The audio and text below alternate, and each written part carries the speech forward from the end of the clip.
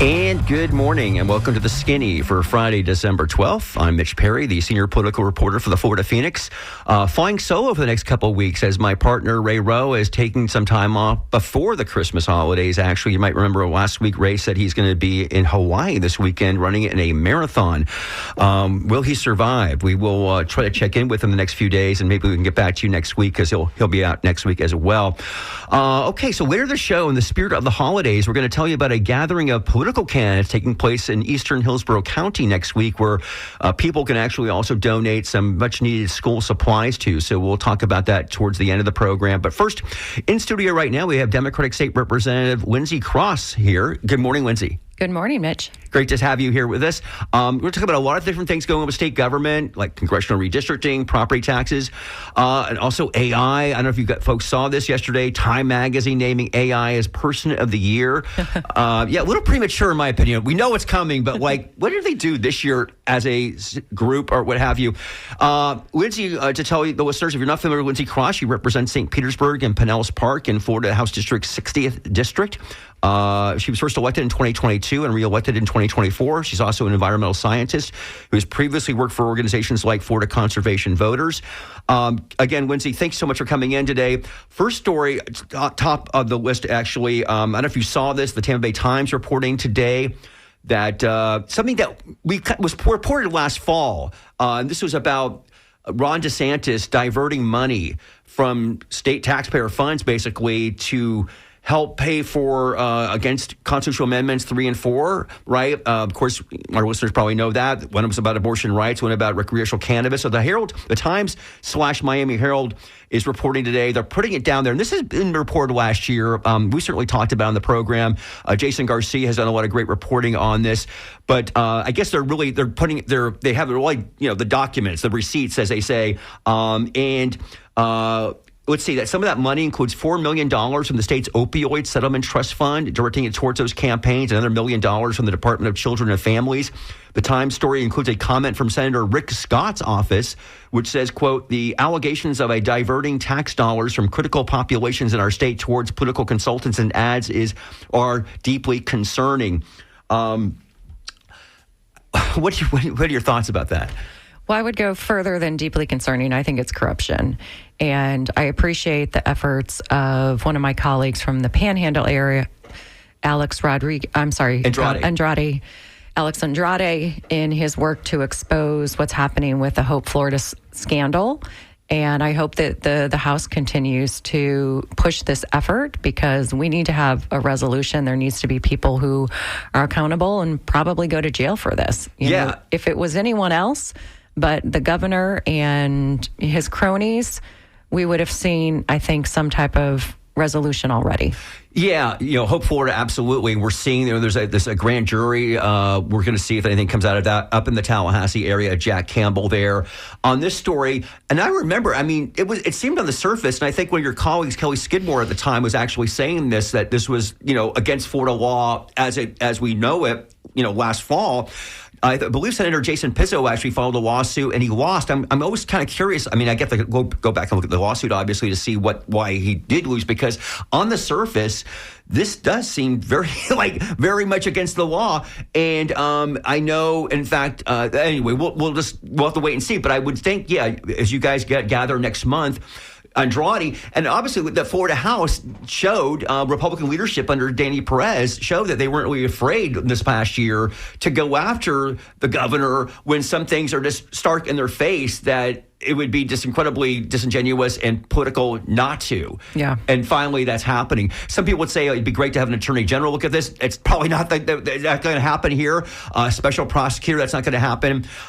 So we'll wait and see on that. But that's a big story, I think. And we'll see how Governor DeSantis responds to it, because I know he kind of basically said it was appropriate basically to use this money. But this is, again, money for the Department of Children and Families, other departments that's where our taxpayer money is supposed to go to. Mm-hmm. So we'll have to check out on that. Another thing happening right now is actually just watching this on the Florida Channel is vaccines. As we speak, Florida Surgeon General Joseph Ladapo and the Department of Health is having their first public hearing in Panama City Beach.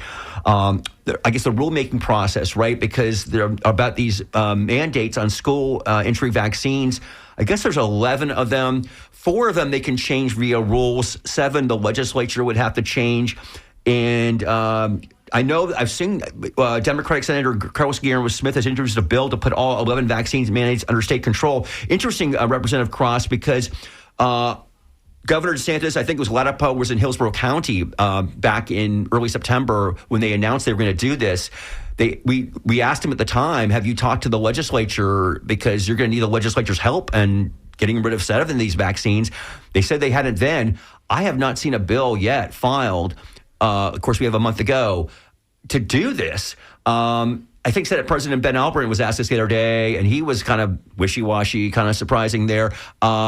What's your thoughts about this idea of getting rid of, again, they say, hey, you can still get your child can get a mandate, or excuse me, can get a vaccine, but we're not going to mandate that they do. Well, I'd be opposed to any changes to these vaccine mandates. We know that vaccines save lives, and I think vaccines overall got a bad rap after COVID, although we know that over 1 million people died of COVID, and lives have been saved because of having access to the vaccines.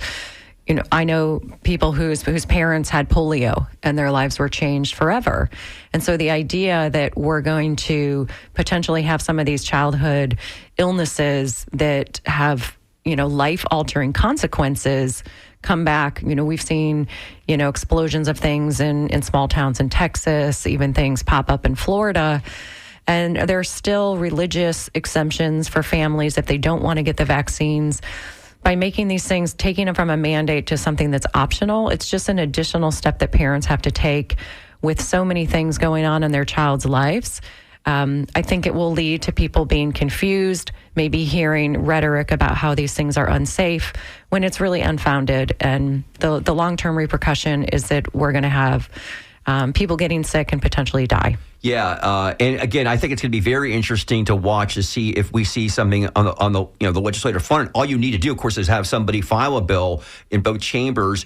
Doesn't mean it's going to pass. And again, as we just mentioned, especially the Florida House showing more backbone, not running with everything that Ron DeSantis wants. I think that'll be very interesting to note. Something I want to ask you about that was just also talked about in our previous hour on the Down and Dirty with John Dingfelder is this first black bear hunt in Florida is taking place right now. First time in a decade.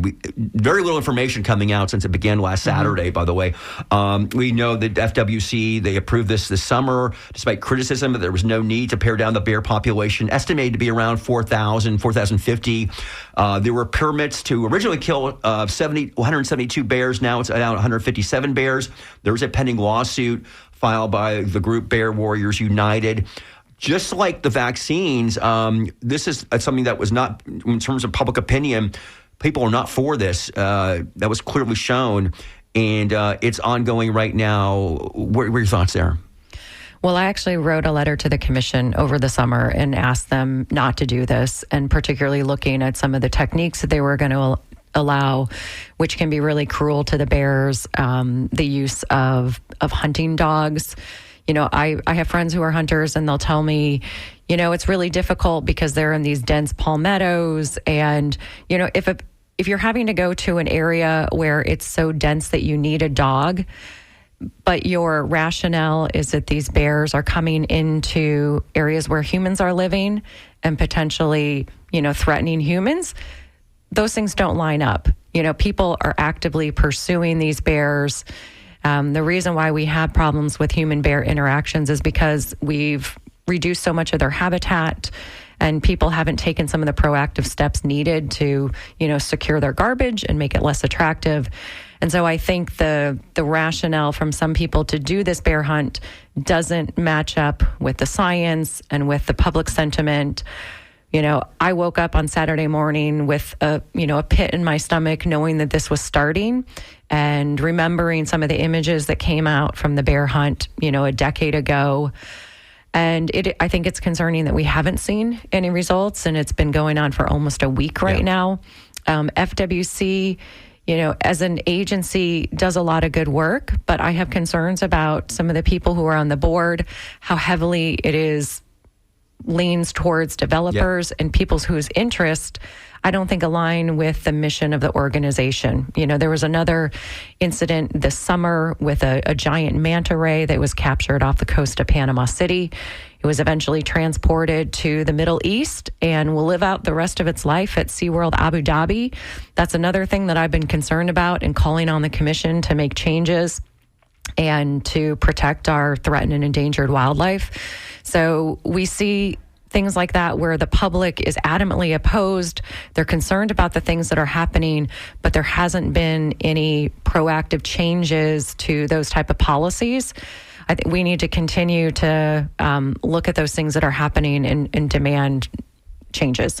Again, if you're just tuning in right now, it's 17 minutes past the hour. You're listening to The Skinny here on WMNF 88.5 FM. I'm Mitch Perry, speaking with Representative Lindsey Cross, representing an area of Pinellas County in the legislature. The legislature, of course, yesterday just finishing up the last of their 6 committee weeks that lead into the regular legislative session. I think I saw kind of a bit of your video town hall or Zoom town hall the other night. And I know you talked a lot about, and because you haven't filed your bills yet for this coming session, but you're going to be looking again, I believe, at hurricane preparedness or things around that in terms of how we deal with that. Representative Cross, I know your area, which is I'm in your area in St. Petersburg. We saw, got devastated by Helene last year. Milton followed up. We don't talk about it as much anymore. It's been over a year now. But there are still folks. I just saw a photo the other day of somebody I know. Actually, I won't mention who she is, but her home is still not. It's still not there. It hasn't been repaired yet, and there's still people going through that. This was such a devastating impact on our area here. In terms of whether it's legislation, I guess we'll go there. But in terms of how are you as a representative of this area? How are you seeing this now again a year later, and what we can do to better, I guess, prepare ourselves for, potentially this happening again, which it probably will at some point? Yeah. So that was certainly hurricane preparedness and response was the focus of my policies last year in 2025, and working collaboratively with colleagues in the House and the Senate, we were able to get some good things done. For example, it's now a requirement for each city and county to have at least one site identified and pre-approved for disaster demolition. So when people are hauling all of the contents out of their house that have been soaked and have been destroyed, some of the cities, particularly our small beach towns, had no place to put that debris before it ultimately got hauled off. And that's just an oversight that we can't stand for. So now it's a requirement. There's also a template for all cities and counties to develop an emergency management plan. Our larger cities like St. Pete and Pinellas Park, we're doing those things. Our counties certainly were required to do that. But it's those small towns that probably have very low staffing level, right, that aren't prepared but are very vulnerable to some of these impacts. So we had some good things happen last year, largely through SB 180. This year, I've got some other policies I'm looking at. One of them in particular is how we can get more support for permitting and building inspections so that when people are trying to rebuild and put up the drywall and, put the electrical back in, it's going to be faster for them to get a permit. And so we're looking at everything from using private contractors to folks out of state, making sure that they have the proper training so they know about the unique standards that we have, our Florida Building Code standards.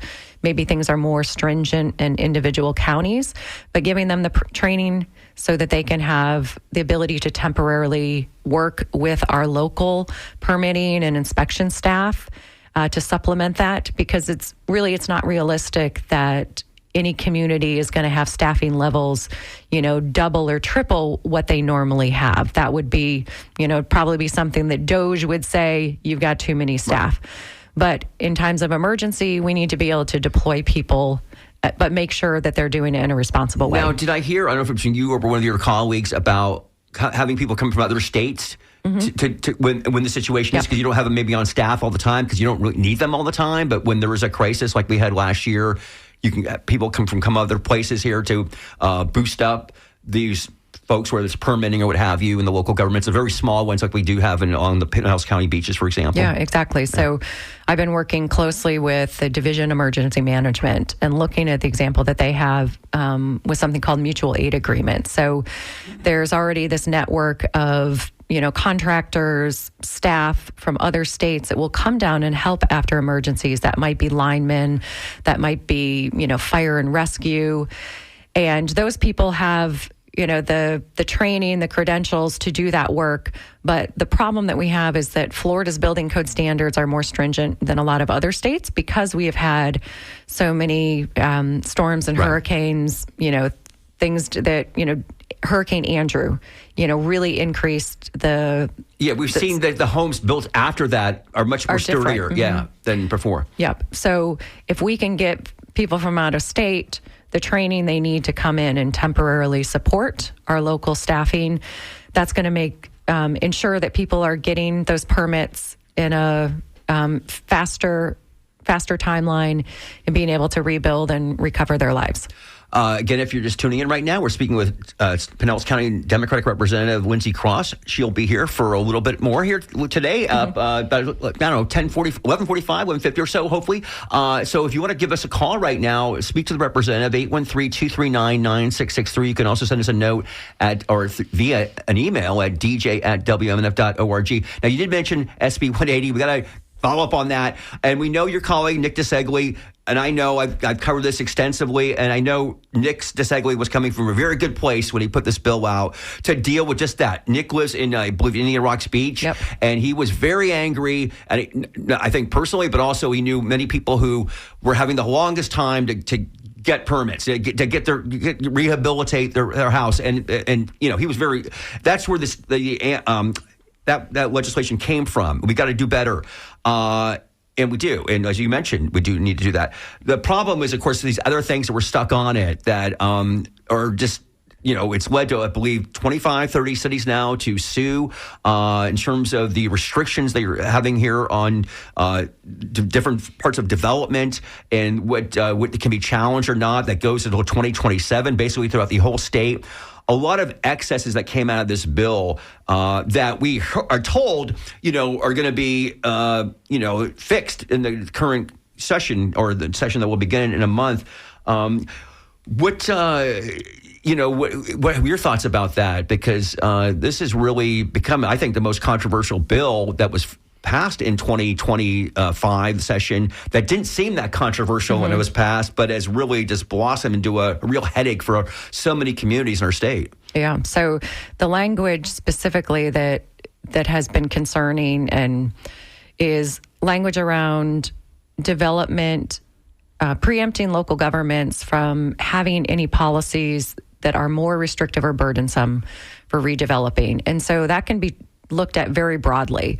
So if a city like St. Petersburg or St. Pete Beach is looking to make measures to improve resiliency in their communities, we already have something called the 50% rule from FEMA. So if a home is flooded and it cost 50% of the cost of that house to rebuild it, they have to come up to current building code standards. So that's already one metric that we have in place, but burdensome and more restrictive can look very, very broad. It could be having a bike lane or things related to the Live Local Act, which are focused on increasing affordable housing options. This is not new language. This was in a bill that we saw during a special session in 2022, less than a month after I was elected. And so it was response to the hurricanes that hit down in Southwest Florida and, Fort Myers area. This same language about burdensome and restrictive was in a language carried by Representative Gia Lombardo. And my aide and I actually caught that because it had I believe, 100-mile radius between the two storms that hit. And we, took out not our compass, but we literally draw some lines on the map, and it encompassed, 75% or more of the state that would fall under this restriction. And St. Petersburg, for example, wouldn't be able to implement some of these Live Local provisions, even though we did not have a direct hit or any impact from those storms. And so this language has been recycled, But I think because it was in a bill during regular session, people had more time to look into it and what the implications would be. And so groups like Thousand Friends of Florida, cities and counties that have sued because of this, I think it's appropriate that they're doing that because it is, a very aggressive preemption that is ultimately going to make our communities less resilient, less able to, adapt to what their residents and businesses need right now. We already make it, I think, easy enough for developers to do what they want. It's difficult for citizens and, local governments to challenge things. And this just puts all the power in the developers. And that does seem to be a battle every session, right? That there's going to be legislation it's pro-development, quite frankly. And it depends, I guess, how egregious it is, how quickly the media can kind of sometimes see these bills early on to alert the public, to alert the groups, to flood Tallahassee and say, let's not have this happen, because that is de rigueur. That transcends Ron DeSantis. That's been going on for decades here. We've got one call here, Representative Cross. So let's bring David in from Tampa. David, good morning. Yeah, hi. Thank you for bringing Representative Cross on the show today. I'm just curious, what's her take on, I feel that they're turncoats, Susan Valdez and Hillary Castile, for jumping ship and joining the Republican Party. Yeah, okay. That's very direct. Thank you, David. That happened, I guess, for Hillary Castile was about a year ago, right? And then Susan Valdez. Actually, they both were running both in December of last year. What do you think about that? I think it's really disingenuous to the voters that elected them that, there's a certain percentage of the vote you're going to get because of who you are as a person. But a lot of people are voting for what your party is, whether it aligns with their values or not. And so voting for a Democrat in 2024 is different maybe than voting for a Republican 10 years ago. And so if you value things such as women's ability to make their own healthcare decisions, if you want to see more support for our public schools rather than having money diverted to for-profit charter schools, you're going to vote for a Democrat. And so having, cast that ballot for a Democrat, hoping that they are going to stand up for things that you care about and then have them switch their party because it's more advantageous, I think is disingenuous to their voters. Yeah, and I think that in both cases they did this, and they had their specific reasons why they did it. I know Cassell said it was anti-Semitism in the party. In the case of Susan Valdez, different things with Hispanics getting enough attention, what have you. But as we know with Susan Valdez, she actually tried to become the Hillsborough County Democratic executive chair a week before she flipped. So that conversion happened pretty quick. So I'm with you on this, and we can maybe get into it. I definitely want to get it before we have you go about the Democrats and what their chances are perhaps in 2026 here, because we're seeing certain things here that are exciting Democrats after being down in the dumps for the last year after the loss in the presidential election. Speaking of partisan politics, let's talk about congressional redistricting, because this is something that we know you're not in that committee, right? There's a select committee right now in the House that had a meeting again this past week. It's had two meetings so far in the last week or so. And this is, let's just make this as basic as we can, because it can get all into the weeds here. Basically, I don't know if the House is going to meet again during the session, because Ron DeSantis and now even Senate President Ben Alburn says, hey, we're not going to do anything during the session anyway. We're going to wait till after the session to do it. Governor DeSantis insists that this is not about, partisan advantage, which would be, of course, against Florida's Fair District Amendments, right? We have that in law now since 2010. He says this is because we're going to have to react to the U.S. Supreme Court ruling on the Voting Rights Act, Section 2, which is definitely something that many states are going to have to look at when that comes down. Now, the issue is, and we'll see, by the way, how the court rules. Yes, they sound like they were going one way with this when they heard arguments about this, I think in October, actually. Twice they've actually heard this case. So this is a big case, no doubt about it, in the Supreme Court. But Representative Cross, the fact is, they may not come out with a decision until June. I mean, they go up to like June 30th, I believe. And Governor DeSantis wants to have a special session in the spring. But you have an election, of course, a primary election in August. So just forget about whether this is right or not, which I know you disagree with. I don't think this should be happening at all. But just even on the timing on this, they seem to be all over the map. Yeah, it's a case where, you have a directive from, in this case, the president to do this because he's afraid that he's going to lose seats in the 2026 election in Congress. And, the idea of redistricting is that you redraw the maps when you have new information. Every 10 years we do the census. That's when we're constitutionally required as a legislature to do redistricting. We've already seen DeSantis meddle with the redistricting before the last year with a congressional race where, the seat that had been held by Charlie Crist got subdivided so that now Kathy Castor has part of St. Petersburg and Pinellas, and then the seat that Luna has, extended up into, further north into Pinellas County, making it, essentially very hard to win as a Democrat. So we've already seen that he has a history of getting involved with these things and, deciding how he wants it to go. Our democratic process is built on the idea that voters elect their representatives. They choose their representatives, not the other way around. If we redistrict in the middle of this period, it's going to be the representatives, the people in power choosing their voters, and that's not the fundamentals of a strong democracy. And they don't have that. They will not. This was confirmed the other day. There'll be no new information, no new census information. They're going to be using the same information they used from the 2022 map. And by the way, though, we'll see how this all plays out, right? Because in Indiana, you might have seen yesterday, Indiana Republicans, they voted against the Trump plan. Trump was calling people up. These people were getting doxxed. They're getting harassed all over the place. These Senate Republicans. And so the Indiana Senate Republican chamber yesterday voted against the redistricting plan. Right now in Indiana, they have, I believe, 9 congressional seats. 7 are controlled by Republicans, 2 by Dems. They would have liked to make it all 9 Republicans. That is out the window. And I wonder, and there's some thoughts about even in Texas where supposedly this will gain them 5+ seats. And maybe in the same thing, by the way, in California, we're supposed to give the Democrats 5 seats.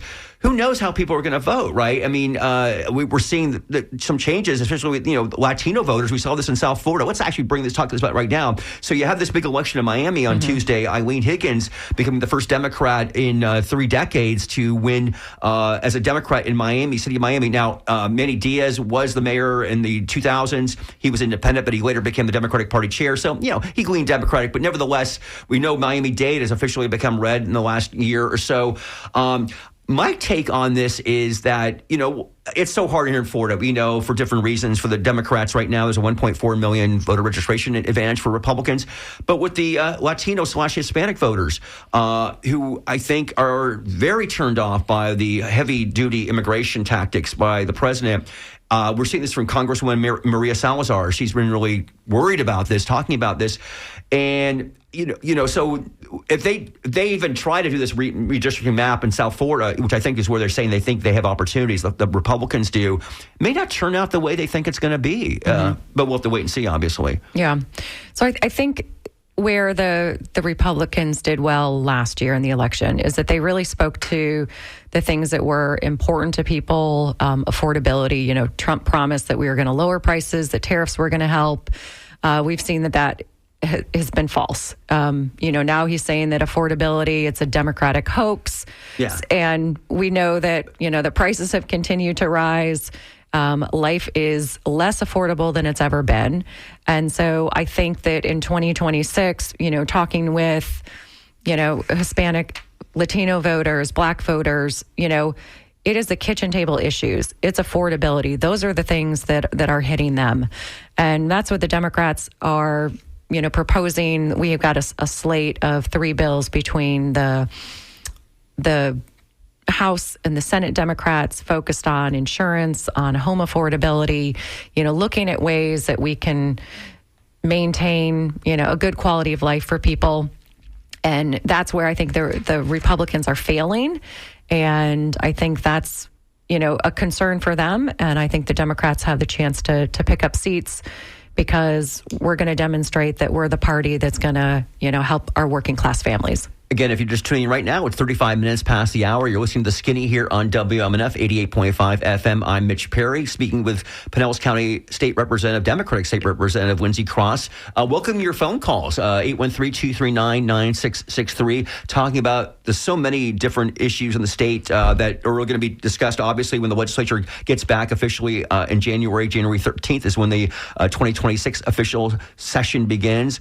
There could be more later on in the year. Okay, let's talk about the big issue of property taxes. And on this one, Governor DeSantis, by the way, we've seen this with Blaise Ngolia, Chief Financial Officer Blaise Ngolia, who's been making rounds throughout the whole state, right? This DOGE effort, or FAFO, they call it, laying the predicate to prevent local governments, I believe, from basically saying, this is going to be terrible for us because Blaise Ngolia's take is, local governments are spending too much money. They're overspending, although to this day, Representative Christ, they have not released details about what overspending, whether it's in St. Petersburg and Pinellas County they weren't to, Hillsborough County, et cetera.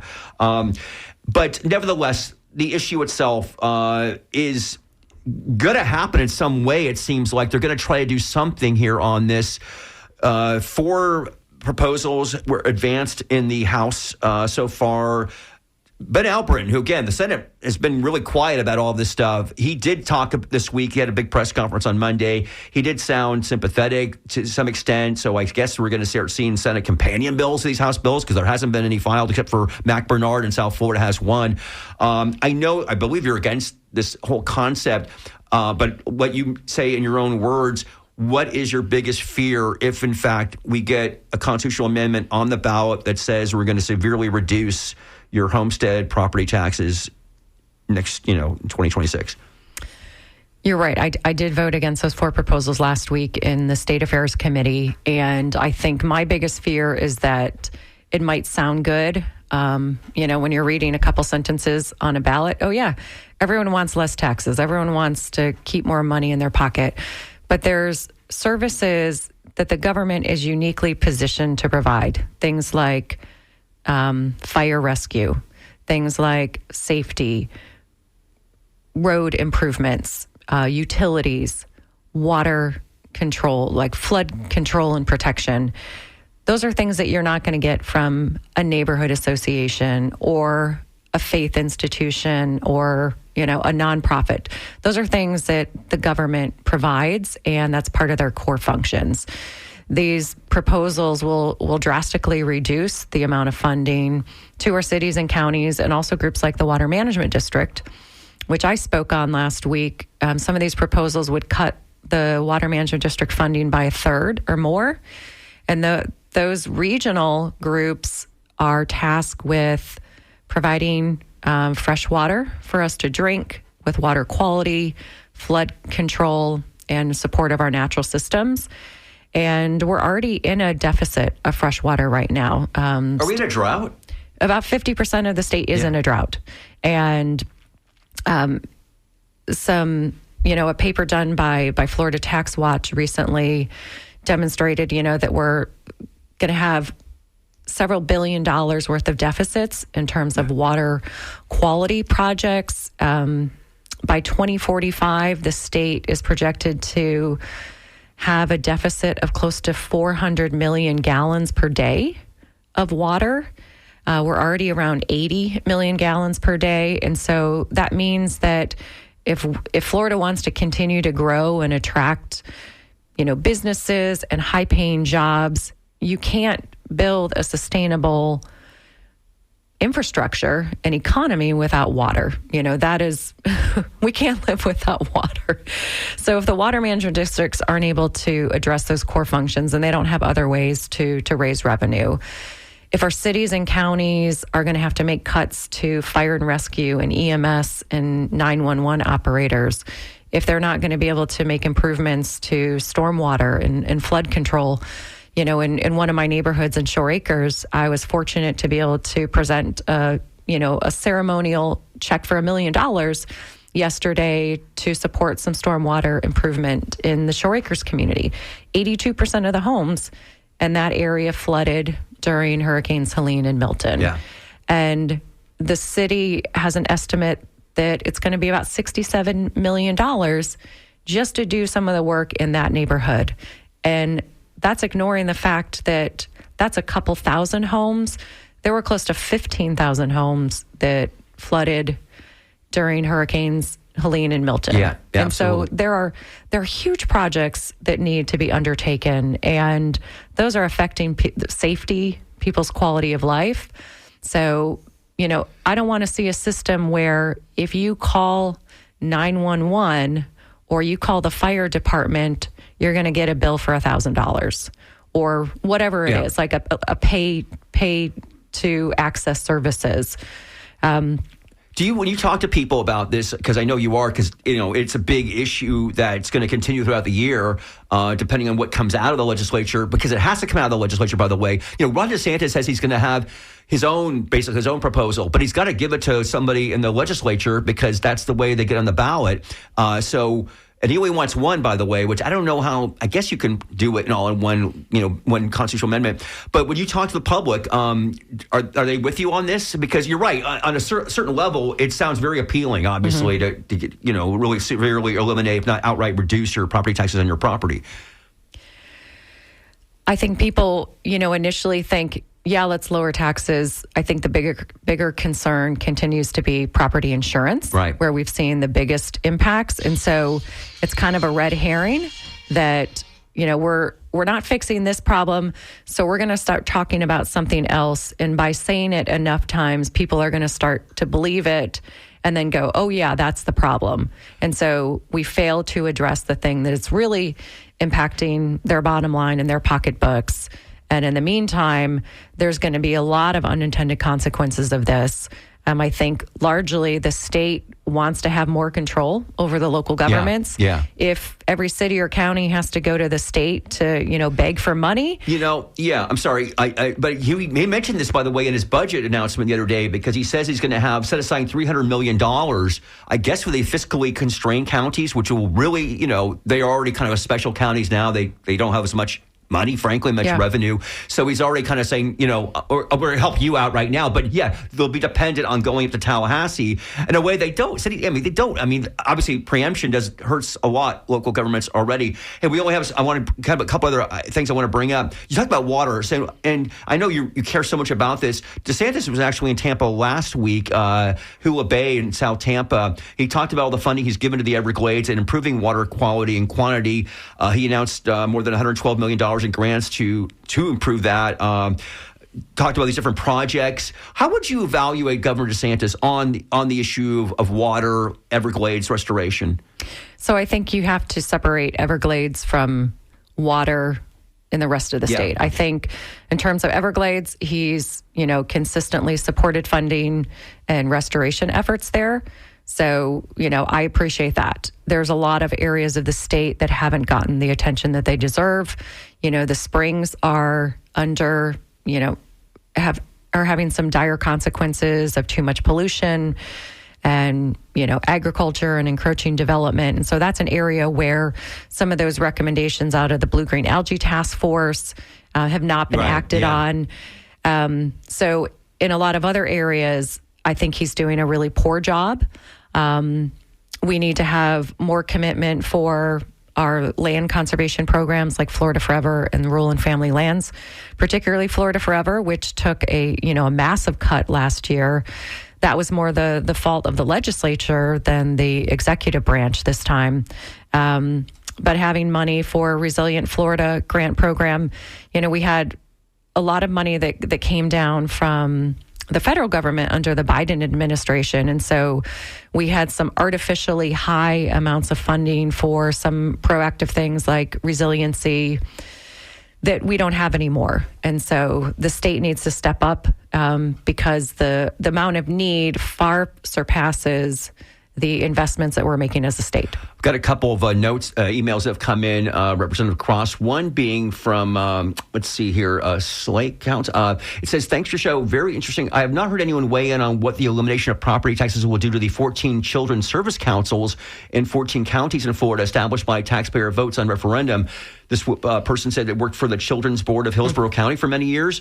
Your guest and you, as Pinellas residents, are no doubt familiar with Juvenile Welfare Board. Sure. So, yeah, I mean, there could be implications, I suppose, there. Yeah, so these property tax amendments look at protecting, in some cases, school districts. Yeah, school and law enforcement. And law enforcement, Yeah. but it doesn't include fire and rescue. It doesn't include libraries. It doesn't include parks. Were you there when all the fire people went up there? Yeah. Yeah. Yeah. Yeah, I talked about that last week. Yeah, so I think, some of these things that don't get as much attention, support for early childhood learning, those are probably things that are going to take one of the first cuts. Right. No, I think that's why this is such, and I think I've covered it extensively so far. And again, we haven't gotten to 2026 yet because it does deserve that people need to know this. It's going to, if it does get on the ballot, again, it's got to get 60%, which we know is not easy to do here. Another thing I want to bring up with you is AI, okay? Artificial intelligence, the Time Person of the Year here. Mm-hmm. So Governor DeSantis, and I said this to my colleagues at work last week, but I'm going to say it to the listeners. I think this is one of his finest hours, okay? Yeah, I'm saying that about his speech last week about a so-called Artificial Intelligence Bill of Rights. He also announced a data centers proposal that would protect consumers from footing the bill for AI data centers. It would also prohibit entities from providing licensed therapy or mental health counseling through artificial intelligence. And says this can be expanded to include use of AI to imitate a licensed professional. The data centers proposal, which and I'll mention to this because I know Democrats are understanding how much people don't like this. Mm-hmm. We haven't really seen these happen here in Florida. We're starting to now, but they're big in Arizona and all these other places. But this, his proposal, and again, he had to give it to a legislator to put into a bill. And we can talk about Trump having its executive order yesterday. But his proposal would protect ratepayers. It says protect utilities from charging Florida residents more to support hyperscale data center development, including electric, gas, and water utilities. Protect taxpayers. No taxpayer subsidies for big tech. Allow local government to prohibit data center construction development. Ensure that water resources are not utilized to the detriment of the public. Prevent the construction, siting, or operation of a data center by foreign principals or on land classified as agricultural, and or lands under a greenbelt exemption, and require setbacks and vegetative buffers. Anyway, so House Speaker Fentress Driscoll was asked at her press conference on Monday about this, and she kind of poo-pooed the idea of a state taking over. She said, quote, "A concern I have is if each state starts regulating AI individually, we're going to end up with a patchwork nationally, and that it could stifle the potential growth and transformative impact of this technology." She said, "I know there's some states like California and Colorado passed their own AI bills." And she said, we really need our federal partners to step into the gap and to give us more guidance and to give us a national framework for this. Now, that just sounds like Donald Trump. Donald Trump last night officially signed this executive order, which supposedly would prohibit this. DeSantis said it won't do that because it's an executive order and Congress needs to pass a bill. So we're still not sure about this. Your thoughts? Well, I agree with a lot of those statements that taxpayers should not be on the hook for the increased price of energy and water. That's something we know about these data centers is they're energy hogs. A lot of communities think that it's going to be a good thing. They don't actually provide that many jobs, but they take a lot of resources. And so taxpayers are on the hook for that. I was at a national conference this year at the National Council of State Legislators, and this is actually something we voted on and trying to protect communities. I was the only representative from Florida that was in the room, so I got to be the one that voted voted on that issue. But it's a big concern because the energy uses are massive. I actually asked a question in our information technology and budget subcommittee this week about the power needed for these platforms and whether our state agencies have the software, the hardware that they need to run these systems. For now, they're doing okay, but they really are relying on some of these cloud systems, the Googles, the Amazons that are putting these data centers often in rural areas. coming in with a lot of needs and not giving much back to the community. Also. Not related, actually. So there was a hearing for a bill that Senator Don Gates is sponsoring on Public Service Commission reform. I think he proposed this last year. It didn't go anywhere. He's already amended it already, so some people don't like it. I think it's watered down. Nevertheless, one of the things that was interesting, so they had some folks, though, was it this? I'm getting confused with different committees I saw. I did see a committee. Okay, maybe it wasn't the Gates bill. It was another one I watched the other day. This is like just instructional, right? People were going up there, but they were talking about AI, and it was from somebody from Florida Power and Light, our biggest utility provider in the state, not us up here in the Tampa Bay area, of course, but throughout the state. I believe they have 6 million individual accounts, 12 million customers. And the woman there, and I still need to check this out because this is part of their big, massive rate hike increase, was that they got some tariffs where she says that there will be no upfront cost paid for by ratepayers for data centers once they start coming online. Now, I had read earlier that there was a tariff where it would be between 70 and 90% that would have to be paid up front.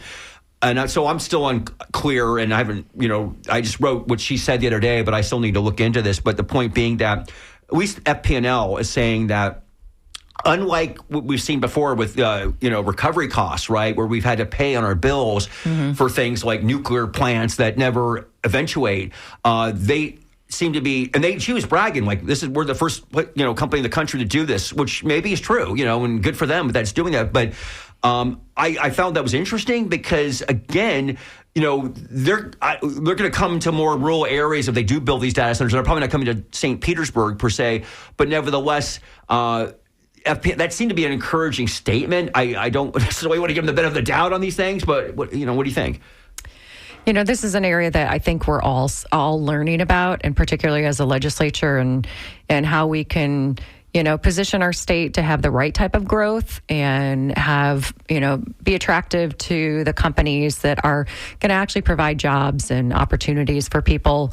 So that's something that I'm going to continue to monitor. And, if it's just no upfront costs, that's different. Right. I think we could see a situation where down the line, people's bills are raised artificially because of some of these costs. So I would want to know, the details of how that's going to look, maybe upfront, but in the long term for ratepayers in those areas. A couple notes here for your Representative Cross. Let's see, Margaret, I want to say here, she says she's lived here since '83. After her first year here, she became aware of Florida's water concerns. She talks about Pinellas County keeping them informed about water conservation. She says, I find it very disturbing that, again, we are hearing about water deficits and the impending future situation, yet the unbridled growth in our state ignores this issue.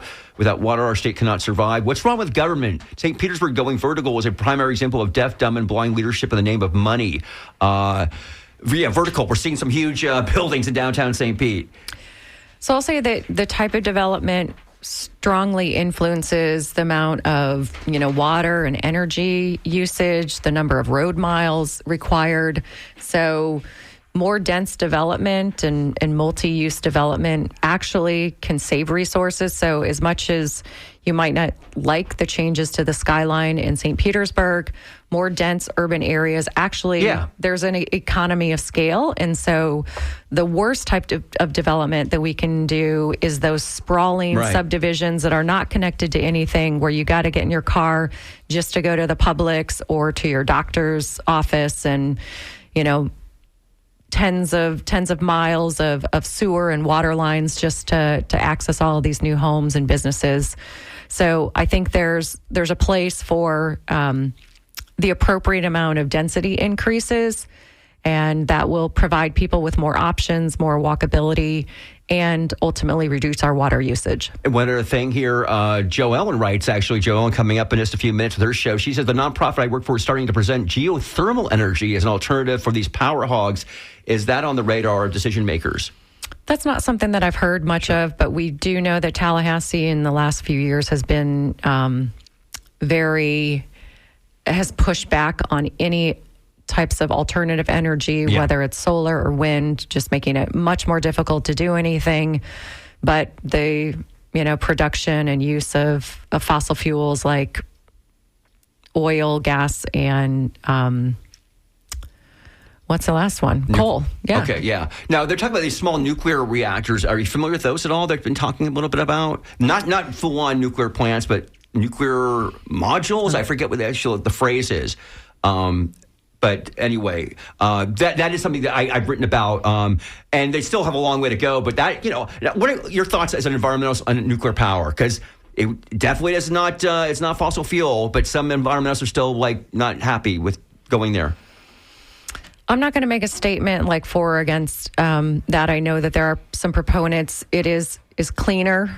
My parents live in a community where there is nuclear power. Like many things, if it goes right, it's all good. If it goes wrong, it can go really wrong. Representative Cross, we're going to now hang out here for the next few minutes here before we get out here. Don, are you going to talk to us right now? Oh, where Crystal is. Okay, so what we've got going on, Crystal Rodriguez on the phone. Okay, so I want to tell our listeners here, I want to get this in before we get out of the show today. There is coming up on December 17th, a quote-unquote Jingle Mingle festive event that's going to bring some local... Don Scott. Don, good morning. Good morning, Mr. Perry. How are you? Hey, great to see you here. So tell us what's going on December 17th. December 17th is the Jingle Mingle holiday party hosted by KLR Creative Solutions and All City Solutions. It's our annual holiday party. We have about 15 candidates coming out. Political candidates from state representatives, judicial candidates is being held at the Bricks Smoked Meats. Where's this at? In Brandon. Amanda's here from the Bricks Smoked. Hi, Amanda. Hi there. So we will be hosting this event. We're also doing a school supply drive for the Access Department at Riverview High School. So we're doing a school supply drive. It started Wednesday, December 10th. It will go all the way up until the 17th, the night of the event. All are welcome to come to the event, to come out. It's a holiday party. That's, I guess, next Wednesday, right? Next Wednesday, 6 p.m., complimentary appetizers at the Bricks. Okay. Smoked Meats in Brandon. 6 p.m. And we've got here on the phone Crystal Rodriguez. Crystal, yes, I believe she works with the Access Department. I'll let Crystal take it from Crystal, here. are you here with us here on the Skinny? Yes, I am. How are you guys? Great to talk to you. So this event is now school supplies. You want people to bring school supplies, and tell us a little bit more about what you got going on here in the next minute or so. So this is pretty much primarily dedicated to, as you can hear, the buzzard is going off. Pardon that. But this is primarily dedicated to the Access Department at Riverview High School. For those who do not know, Access it's a department that is responsible for ensuring equal access to educational opportunities for all students, primarily students with unique abilities. So what we're doing is we're trying to gather supplies for our Access teachers and our Access students. And by those supplies, it's not your general traditional paper, crayon, pencils, but more of the fidgets, the sensory items, headphones, cleaning products. There's just a big need in our community for that department and that demographic. So that's kind of what this. So what would you like people to, if they could go buy this, kind of school supplies? What are we talking about specifically here? When we ask for school supplies for this particular department, we're looking for Kleenex wipes, sanitary products. There's a wish list on our website, and they're asking, pretty much teachers are asking for classroom snacks. They're asking for headphones for these students to be able to listen to their, electronics in the classroom. Just pretty much things like dry erase markers that our students can actually benefit from. Okay, fantastic. And Don Scott, again, so the Jingle Mingle, there'll be some candidates. People get to know who these folks are running for office. I think you have several judicial candidates are also in the mix. Nina Alvarez, who's a judicial candidate, will be there. Leland Baldwin, who's a judicial candidate, will be there. Okay. Wingate Newton, who's running for state representative. Oh, Wingate coming back to the legislature, perhaps. Wingate may be he'll definitely be in the building. Yeah. Again, Mitch, we have about 16 of Kimberly Overman. Is there any website or anything that people can get information on? Absolutely. You can check out our All City Solutions Facebook page, the KLR Creative Solutions Facebook page. And the All City page, the All City website will launch on Monday. So thanks for that. Okay. Well, I'm glad we got you in here for the end of the show because we want people to know about that. Definitely holiday season. Want to help out folks when we can. Okay, that's going to be it for us here today. Representative Lindsey Cross, thank you so much for coming in today. Thank you. Happy holidays. Happy holidays to you and yours. Happy holidays to our audience. We'll be back one more show next week before Christmas, of course. Looking forward to that. I believe we're going to have the Democratic candidate for Attorney General, Jose Javier Rodriguez, will be on with us. You'll want to tune in for that. Okay, want to make sure to thank everybody who's helped out this show today, and that includes Skip Sassy, our engineer, Anthony Maduro on the phones. I'm Mitch Perry. You are listening to WMNF 88.5 FM in Tampa. Stay tuned for Joe Ellen Schilke, the hostess with the mostest, coming up next. Thank you very much. Listen.